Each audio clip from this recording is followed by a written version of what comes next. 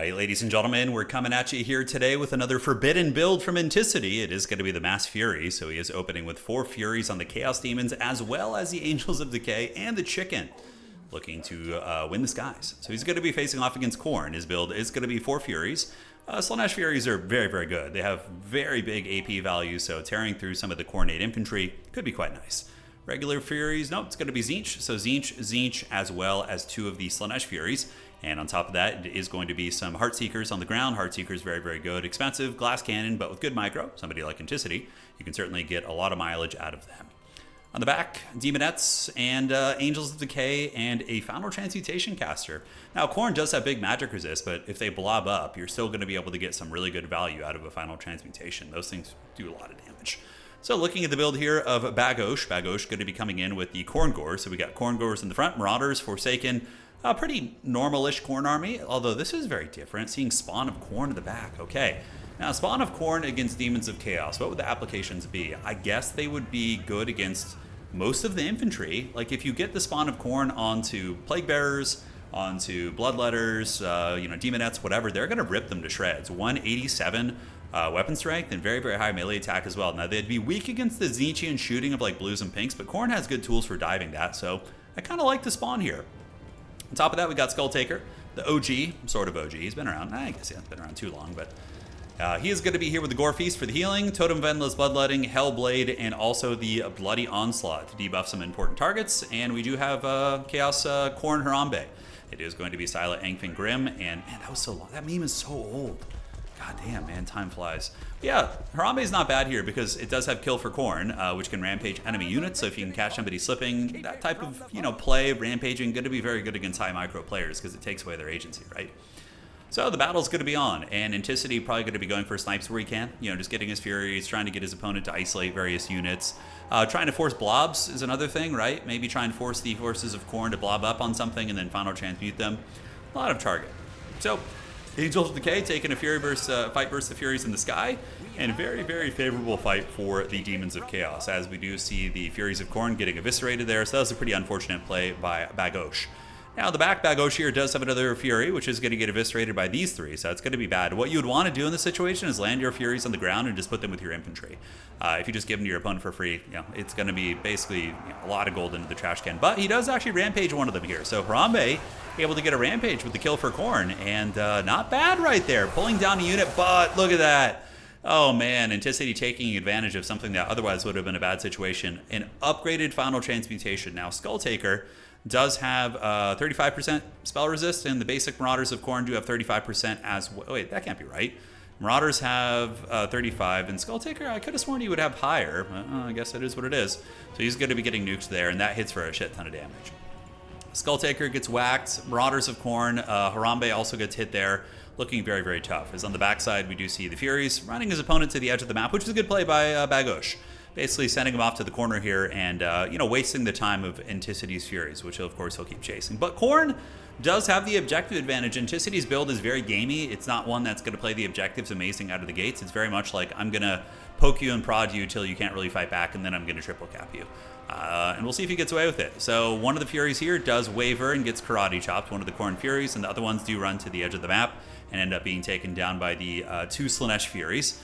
And Forsaken lurking, and now Anticity going to be calling in some Shock Cavalry, so his beloved Slaanesh Cavalry. He does have Seekers, Eternal Entourage, and Heartseekers, so some very elite cav. And this is exactly what he wants. He wants Khorne to send units out on their own so he can alpha strike them. So here in this case, we're going to be seeing the Marauders and the Spawn mover there. But that's what I kind of really like the Spawn from Bagosh.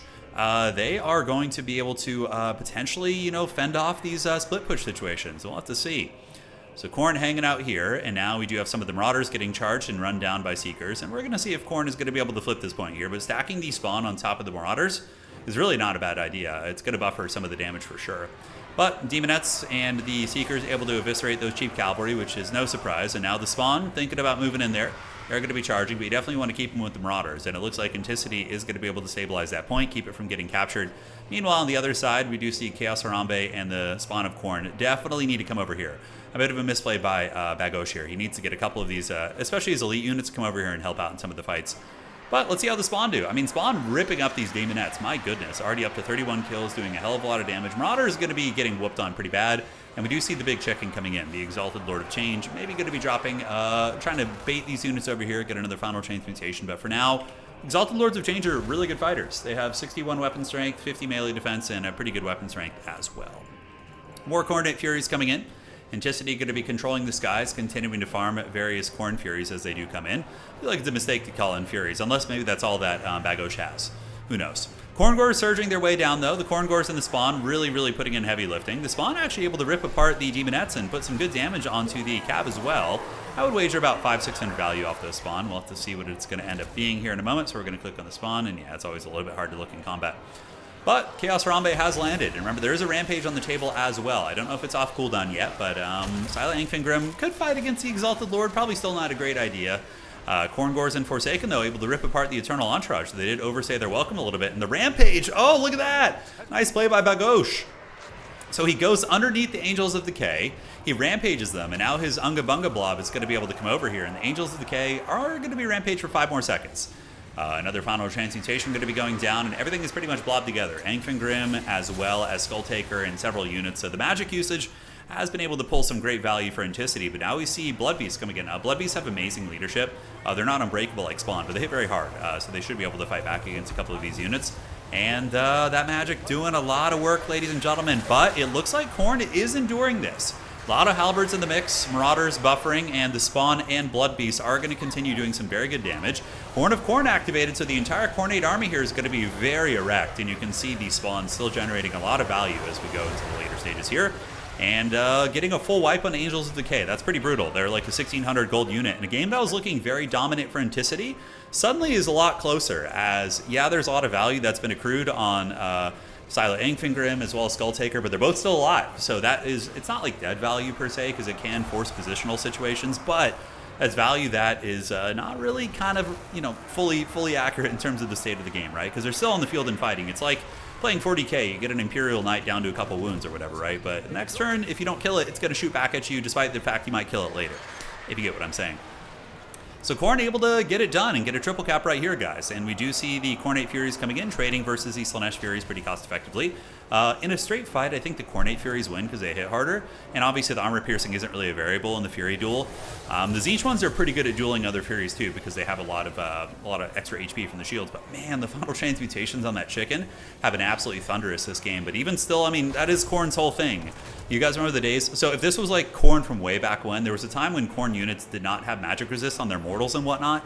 But it did get changed a couple patches ago, which was a great change. Honestly, Khorne's sitting at like, what, 48, 50% win rate, a very balanced faction, but they used to get punished a bit by magic, which was a little bit depressing since their whole thing is like literally hating magic. All right, Chaos Furies here do get rampaged, and I think that Silent Angfingrim is definitely the carry of this game. Been doing a lot of work with these rampages right here. And now the Skulltaker going to be heading on in here, as we do see some Marauders parked on the outside. Anticity going to be coming in for another big Alpha Strike right here. But if Khorne's able to win this fight, and if these Seekers do not bunker bust his position and aren't able to get a kill on these characters, probably is going to be GG. And we can see Bagosh has pulled a value lead for the first time in the game here. It looks like he did jump ahead maybe like 30 seconds ago, give or take. Exalted Chicken is trying to get out, but it is a little bit surrounded by some of the Spawn. The Spawn do hit very hard. Spawn have 187 weapon strength here, so you could think like, you know, 3 or 4 Chaos Spawn hit about as hard as a Legendary Lord, right? So that's a lot of damage coming out of those guys. And they are able to boink that big old chicken who's afflicted by the Bloody Onslaught, so its armor and melee defense going to be lowered. More Seekers moving in here, but the Khorne army really resilient. I mean, these Khorngors and Spawn are giving no shits. With the Horn of Khorne active, Bagosh has been really beast mode with that all game. Able to really rip apart these units, and I think Anticity is going to be tapping out soon. He just really doesn't have much.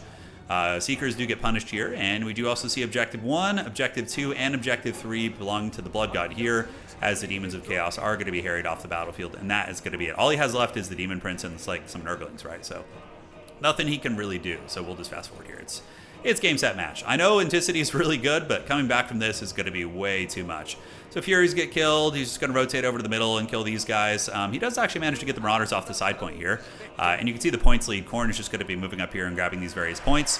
Okay, maybe I was wrong. Maybe the game is, you know, it is Anticity after all. Maybe there's a little bit more fight left in him. I didn't watch this replay, so I don't know the ending here. So we're going to see.